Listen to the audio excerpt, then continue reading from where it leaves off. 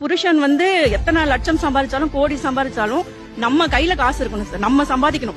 சிம்பிளா ஒரு ஹவுஸ் ஒய்ஃபா தான் சார் நான் இருந்தேன். பெருசா எந்த கனவோ எதுவுமே கிடையாது.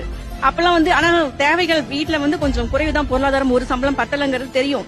இருந்தாலும் நம்ம சம்பாதிக்கணும், நம்ம ஃபேமிலியை ரன் பண்ணணும், நம்மளால எல்லாம் இது பண்ணணும் அப்படிங்கிற தாட்லாம் அப்ப வரல. ஒரு ஃப்ரெண்டோட போயிருந்தேன், கோச்சிங் சென்டருக்கு போயிருந்தேன். அப்ப வந்து என்ன பண்ணாங்க, ஒரு காஃபி சாப்பிடலாமா அப்படின்னு கேட்டாங்க. அப்ப வந்து என்னோட கழுத்துல வந்து வெறும் மஞ்சள் கயிறு தான் இருக்கும், சரிங்களா. அப்ப என்னோட அப்பியரன்ஸ் வந்து வேற மாதிரி இருக்கும்னு வச்சுக்கோங்களேன்.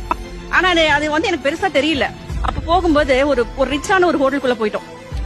ஒரு காஃபி வந்து 18 ரூபாய் அப்படின்னு போட்டிருந்தது. அந்த அவங்க வந்து என்னோட ஃப்ரெண்டு. இப்போ அவங்க கேக்குறாங்க, எங்க 18 ரூபான்னு போட்டிருக்கு, நான் குடிச்சிருவேன், நீங்க குடிப்பீங்களா? அதாவது என்கிட்ட இருக்கு, அந்த அளவுக்கு நான் இல்லாம இல்ல.